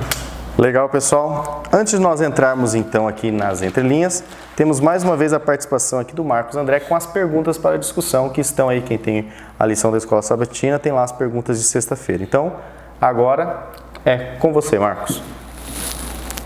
Muito bem, amigos, chegamos à parte de sexta-feira e aqui encontramos algumas perguntas para que a gente possa meditar a respeito delas, né? A pergunta número 1 diz assim: como as mensagens dos 3 anjos de Apocalipse 14 mostra a essência da Igreja Adventista? Eu não vou me aprofundar nesse tema porque eu falei sobre isso no quadro Alinhando as Doutrinas. Se por acaso você pulou, quiser saber como que Apocalipse 14 apresenta algumas mensagens que são exclusivas da Igreja Adventista, né? Como, por exemplo, o juízo investigativo, o Evangelho eterno, o sábado, a guarda dos mandamentos de Deus e a harmonia que existe entre a guarda dos mandamentos e a fé em Jesus. Então, você pode voltar lá que está tudo lá para que você possa compreender um pouco melhor.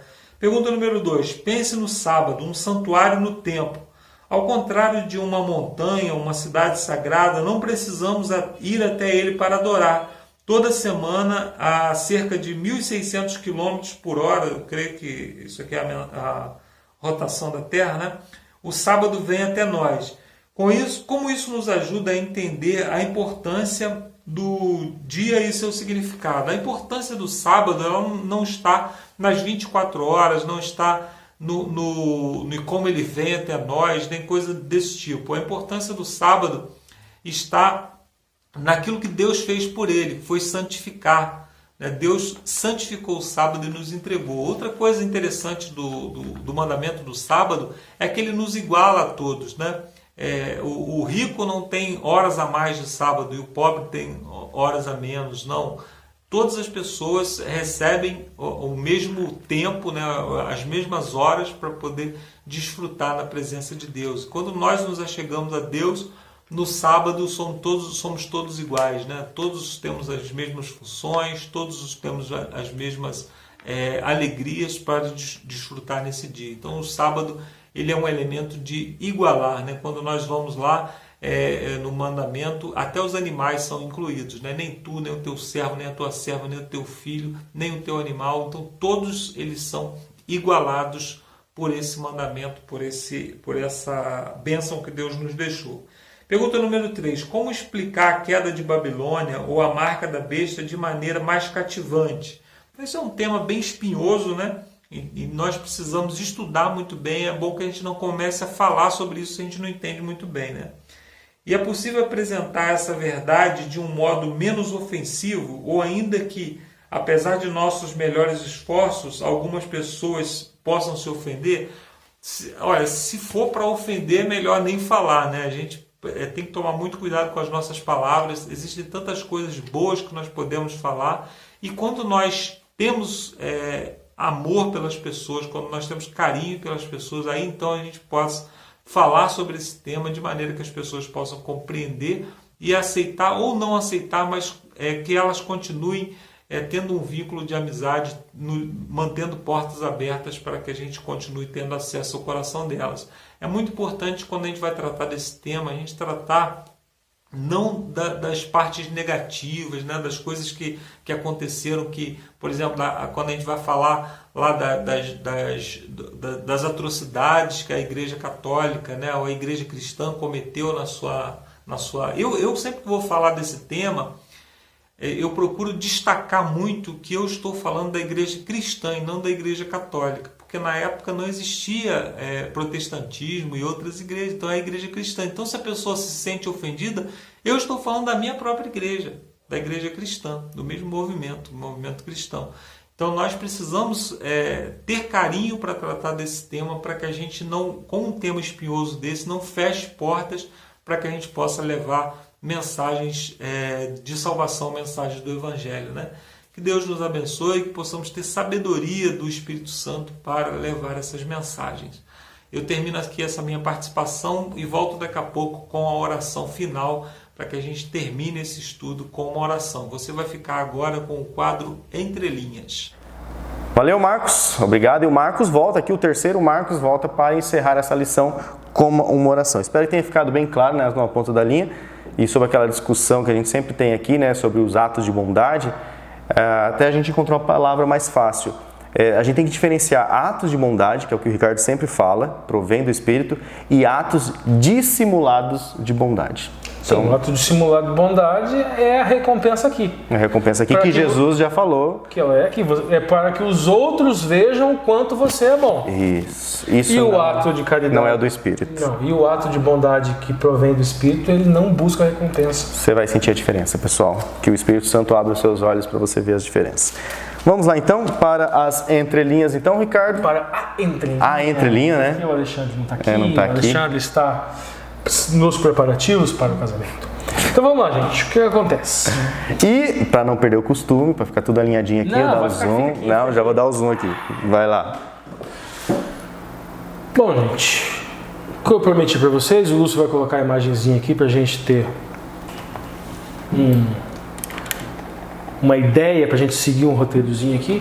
Olha, gente, o negócio é o seguinte: essa jornada ela se aplica a quase todos os heróis da Bíblia, quase todos os profetas.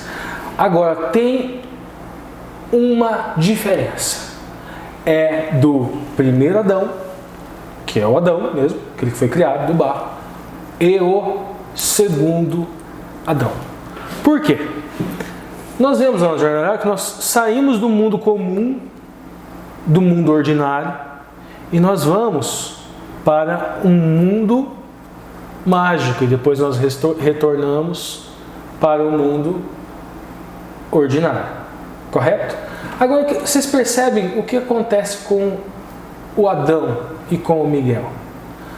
Vocês notam que nessa jornada é uma jornada de santificação, de evolução, onde você vai melhorar, onde você vai adquirir elementos que te levam para cima, que te levam para o alto, que moldar, né, o vaso na mão do oleiro, que te melhoram, que te aprimoram. Mas o que aconteceu com o primeiro e com o segundo Adão? Que foi diferente. O primeiro Adão, ele estava num mundo especial. Ele estava no paraíso. Isso. Ele tinha Yetzer Hatov. Ele tinha natureza boa. a criação era Tov Meod, era muito boa. Então, como era esse mundo de onde Adão inicia sua jornada? Extraordinário. Como era esse homem quando Adão inicia a jornada? Ele era perfeito, pleno. E ele, quando ele faz essa transição, ele encontra o quê? Ele encontra um guia. Que guia, né? Só que esse guia é a serpente. E esse guia faz ele transitar por um limiar. E ele vai para um mundo agora não familiar, aonde ele não é mais perfeito, aonde ele tem agora ser rara, natureza má. A jornada dele, vocês percebem que ela parte de cima e ele desce, ele descende, ele vai para baixo. E o Miguel, o segundo Adão, é a mesma coisa, gente. Ele estava com Deus, ele não usou com usurpação por ser como Deus, e ele se esvaziou. Ele era líder das hostes celestiais. Ele abre mão daquele corpo glorioso, angelical, e ele desce para... Ele está no mundo extraordinário. Ele é como Deus. E não julga com usurpação e se esvazia. É diferente de todos os outros personagens bíblicos. É diferente da minha jornada e é diferente da sua jornada. Só que no plano de salvação, gente, as duas jornadas se encontram, como num quiasmo. Então, a nossa jornada, ela começa como? E eu vou fazer um paralelo aqui. Pode focar aqui também, porque eu vou usar aqui. Então, olha só, gente. Nós estamos num mundo comum. E geralmente em todas essas histórias, nós somos o que no mundo comum? Nós somos nada. Nós não somos ninguém. Nós temos as nossas dificuldades, as nossas adversidades. Nós temos a nossa natureza pecaminosa. Nós precisamos melhorar, mudar alguma coisa, buscar santidade, buscar santificação. E nós recebemos um chamado. Nós recebemos um chamado do Espírito. Lembra da Torá? Na Torá nós temos o Bereshit, no princípio. E no princípio lá nós temos o quê? As duas descrições. Lembra do Adão, que estava no paraíso? E todos os outros que vieram depois do no princípio? Eles não estavam no paraíso. Este é o mundo comum. Para o Adão era o paraíso, e para todos aqueles que já nasceram em pecado, é o mundo de pecado. Para todos aqueles, daí nós recebemos um chamado. O Vaikra, que é o livro de Levíticos. Primeiro, nós somos nomeados. Aí, no decorrer de nossa vida, nós recusamos este chamado. Vamos fazer o paralelo com o Messias? Agora, Jesus, ele está naquele mundo extraordinário.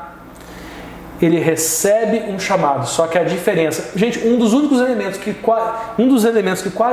pode às vezes fugir da narrativa é essa recusa do chamado. Às vezes foge da narrativa.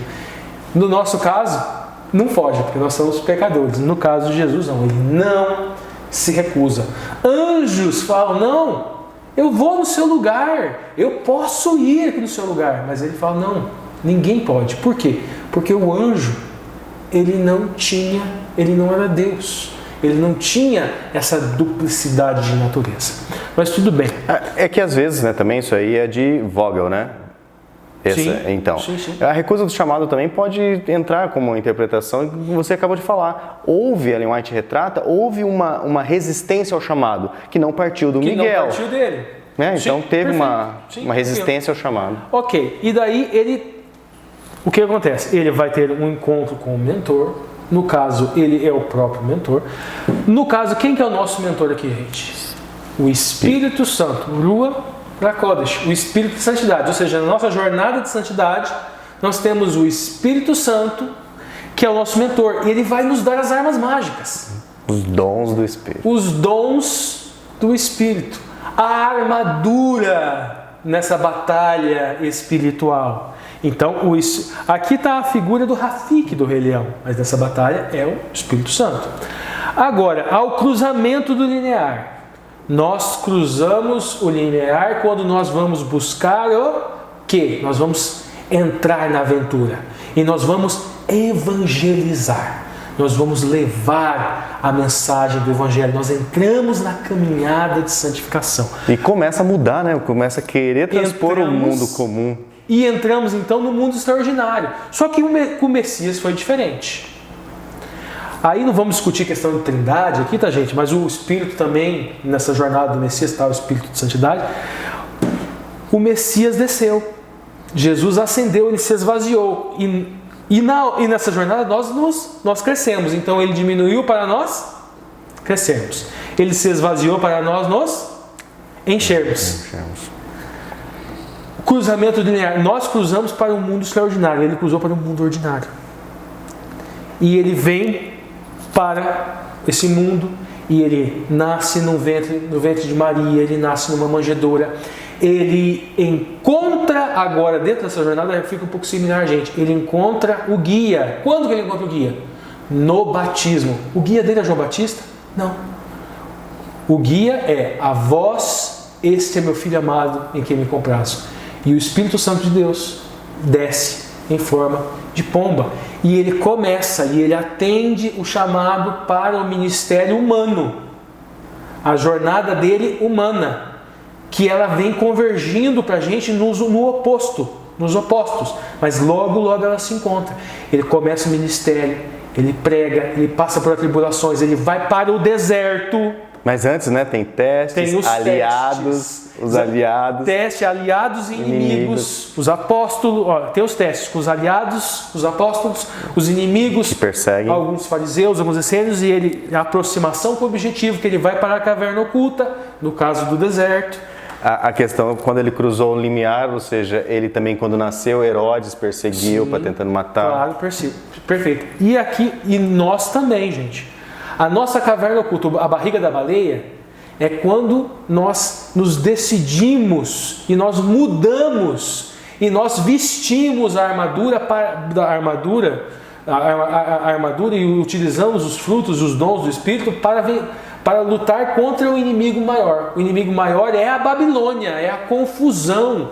Nossa batalha é tirar as pessoas da Babilônia. Nós entramos na caverna com qual pregação? As 3 mensagens angélicas, ou seja, a verdade presente. Nós lutamos essa batalha, e aí, aqui na caverna, teria um outro elemento que aqui no Vogue não tem, mas tem no campo, que é morte e ressurreição. E é aqui que Cristo morreu na cruz, e nós morremos para o mundo. É aqui onde converge também, mais uma vez, as duas. E depois Cristo ressuscita, e nós ressuscitamos para o sacerdócio, segundo a ordem de Melquisedeque. E vamos levar as 3 mensagens. Passamos pela aprovação máxima, conquistamos a recompensa, no caso que é a ressurreição, e vamos para o caminho de volta. Que caminho de volta é esse, gente? Do mesmo jeito que Messias, ele ascendeu para o céu, está no céu como nosso sacerdote, o nosso caminho de volta é para encontrá-lo. Quando o livro do Apocalipse, quando se levantar Miguel, é o centro do quiasmo da jornada da salvação. Nós seremos glorificados, é o retorno transformado, e nós vamos ser glorificados. As duas jornadas, elas se encontram. O Messias parte do extraordinário para o ordinário por nós. Ele voltou para o extraordinário e ele virá novamente para nos encontrar nesta jornada arquetipada de justificação, de santificação e de glorificação. Bom, gente, agora o Lúcio volta. Eu sempre prefiro que o Lúcio fique aqui no me deu foco, porque daí a gente pode conversar.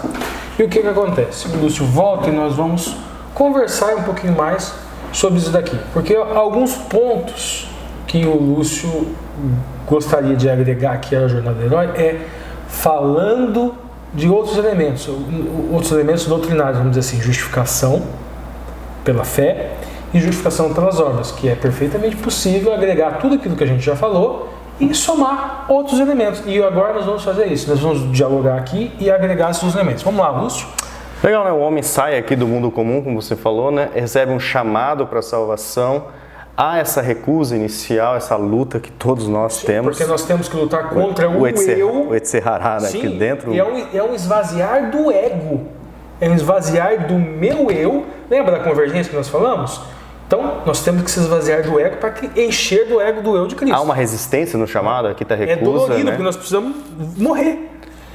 O encontro com o mentor, que é o Espírito. Só um detalhe, gente. Pode falar. Aqui na narrativa, gente, geralmente no texto narrativo, essa recusa do chamado é quando o narrador vai destacar o perigo da jornada.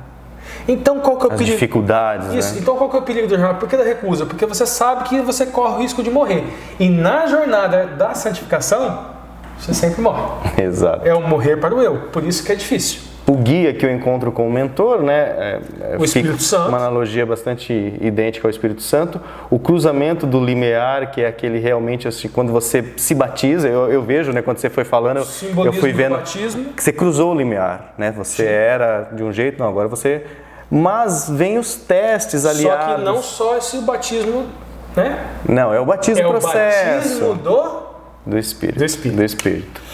E aí vem os testes, os aliados, inimigos, que é a sua vivência, né, nessa nova vida aqui cristã. E aqui, como o Lúcio sugeriu da gente introduzir a questão de justificação pela fé e pelas obras, gente, os aliados são aqueles que vão levar o verdadeiro evangelho da justificação pela fé. Mas tem os inimigos aqui que falam, não, você tem que cumprir tudo. E os inimigos, gente, não são as pessoas que não aceitam o evangelho. Não, é de dentro, é de casa. Os inimigos são aquelas pessoas que vão te dificultar pegar o evangelho. Vou dar uma coisa para vocês, gente. Quem que é o vilão do Rei Leão? Vocês acham que o antagonista do Rei Leão é o Scar? Não, gente, eu vou acabar com a infância de muita gente aqui, tá? O antagonista do Rei Leão é o Timão e Pumba. Por quê? Porque o Timão e Pumba impedem o Simba de cumprir a jornada. Porque a jornada do Simba é uma jornada de responsabilidade. Ele é uma criança imatura, irresponsável, que precisa aprender a ser rei.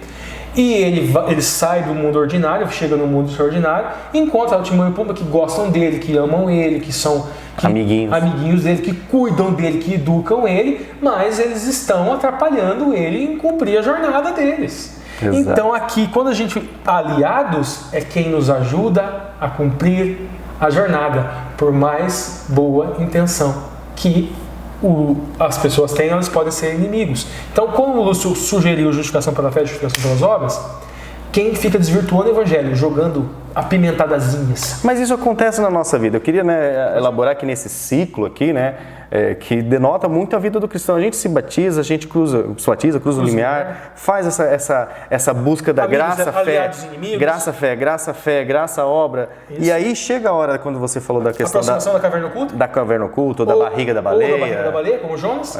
Aí é aquele momento, né, que acho que todo cristão deve passar, quando você sabe, você se fecha, volta para dentro de si, se encasula e você começa, é muita teoria, é muita coisa. É Paulo, gente, é Paulo na Arábia. Isso, mas eu não vou conseguir, eu tentei aqui, testei, teve muitos amigos, muitos inimigos, aí é aquele momento que dá um estalo, você fala, eu não consigo. Por que Paulo na Arábia, gente? Paulo ficou aquele tempo na Arábia, lá no casulo, lá na barriga da baleia, tentando entender o que estava de errado na interpretação farisaica dele. Exato. E depois ele sai do casulo, ele sai da barriga da baleia, ele sai da caverna. Isso acontece com a gente, ou vai acontecer com você, talvez se está nessa fase aqui ainda, acabou de se batizar, está conhecendo aqui, fazendo os testes, conhecendo a doutrina e tudo mais. Vai uma hora que você vai ter que entrar dentro do casulo aí para você... Só que você vai para a aprovação máxima. Qual que é a aprovação máxima, gente? Você tem que morrer para o eu. eu. Aí você pega e fala, não, agora morre eu. Aí sim, aí eu vejo, né, você explicando o ciclo, né, a conquista da recompensa, quando realmente você... Você ressuscita para... Ai, não, Cristo eu... Agora Cristo vive em mim. Então vem essa luta aqui, né, depois da aprovação. E agora o caminho de volta. Aí o caminho de volta. Você volta para o Yetzer Hatov. A sua vida, né, muda completamente aqui, Você volta para a natureza santa, a natureza boa. Não significa perfeita e infalível. Porque ainda não fomos transformados e não houve a depuração e a ressurreição. Depuração, ressurreição. Para depois sermos transformados e retornarmos. Então esse é um detalhezinho aqui. E retornarmos para a natureza boa. Enquanto você foi explicando a teoria, eu falei assim, não, realmente encaixa muito bem no nosso ciclo de vida. Legal, pessoal? Detalhe, gente, que vocês podem pegar isso daqui e agregarem mais coisas, mais elementos. Tá? Mas por quê? É a questão de um monomito. É uma questão de um enredo. De um enredo... É uma estrutura. Um esqueleto. É um esqueleto. Isso. Você pode colocar carne, pode colocar pele, pode colocar pelos. Legal, pessoal. Esta foi a entrelinha, as pontas da linha, né, a linha da doutrina, perguntas para discussão que nós trouxemos para vocês. Espero que assim como nós tivemos o prazer de conversarmos agora só diário de bordo, 2h30 da manhã, né, e a gente veio depois do culto, né? Sim. Claro que você ficou aqui um tempo na igreja, esperando os ensaios e tudo mais, mas a gente queria falar para vocês que para nós é muito gratificante pensar, gastar essas horas, né, massageando nosso cérebro. Pessoalmente eu gostei muito, eu não gostei muito da lição passada, eu não tive muito tempo para preparar, então eu queria fazer uma coisa especial. Graças a Deus, Deus ajudou, eu acho que essa lição foi muito especial. Para todos nós, espero que cada vez mais para você também, ok, pessoal? Nosso muito obrigado. E agora, para encerrar, nós convocamos o terceiro Marcos, que ele encerra com uma oração. Então, Marcos, é com você. Muito bem, chegamos ao final de mais um vídeo, chegamos ao final de mais uma lição, e se você ainda não deixou aí a sua curtida, não deixou o seu comentário, esse é o momento, mesmo que seja um comentário sobre alguma mudança que você gostaria de ver aqui no canal, quem sabe você não gostou de alguma coisa, peça aqui a mudança, nós estamos sempre aptos a atender da melhor forma possível a todas as pessoas, né? Nós acreditamos que na multidão de conselhos há sabedoria. E, principalmente, não deixe de chegar até o final desse vídeo para que possamos orar juntos. Sempre que você estiver assistindo, venha aqui até o final para que possamos orar e pedir que Deus guarde essas verdades no nosso coração. Vamos orar? Santo e glorioso Deus, muito obrigado porque mais uma semana terminamos a lição na Tua presença e te pedimos, Senhor, que possamos, através do Teu Santo Espírito, aplicar as verdades da Tua palavra na nossa vida. Nós te pedimos, Senhor, que o Senhor nos encha do Teu Santo Espírito para que possamos ser instrumentos Teus na nossa comunidade, na nossa casa, na nossa igreja, para que assim, Senhor, outras pessoas possam compreender aquilo que o Senhor tem nos revelado também. Salva-nos para o Teu reino, nos liberta de nós mesmos, é o que te pedimos pelo nome de Jesus. Amém. Muito bem, amigos, terminamos aqui e até a semana que vem. Valeu, Marcos. Obrigado pela sua oração, agora, sua participação. Gente, a questão do meu livro, o meu livro vai ter aquela entrelinha, ela vai ter essa jornada do herói, ela vai estar na entrelinha do meu livro de ficção, ela vai ter esse monomito, esse enredo, essa base. Você vai liberar um preview do livro? Isso aí. Eu vou liberar, eu vou dar uma mexida, porque Não é um preview do livro, na verdade é uma 5 páginas. É umas 5 páginas. Porque eu tenho um problema seguinte, eu sempre pendo para o modernismo, e eu estou querendo equilibrar a coisa com clássico. Com narrativa clássica, que é uma narrativa de fácil compreensão. Então eu vou tentar retrabalhar o texto para deixá-lo dentro de uma narrativa clássica, mais didática, e tentar. Mas como eu gosto muito do pensamento mais escatológico, mais confuso, eu vou tentar equilibrar para vocês, e eu vou soltar 5 páginas para vocês. E o último detalhe, gente, se vocês gostaram da Jornada do Herói, que ela é para homens e para mulheres, tá, gente? Então você pode pegar Esther, você pode aplicar a Jornada do Herói, tudo bem, mas semana que vem A Jornada da Heroína. Da Heroína. Que é bem diferente disso aqui. Não é só trocar o sexo do personagem, não. Tá? É diferente. Outras bases psicológicas para você, mulher. Legal, pessoal. Nosso um abraço. Fiquem com Deus e nos vemos então no 13º e último vídeo dessa série, né, Ricardo? Lá se vai mais um trimestre. Tem como tema um passo de fé. Tchau, tchau. Fiquem com Deus. Até o próximo.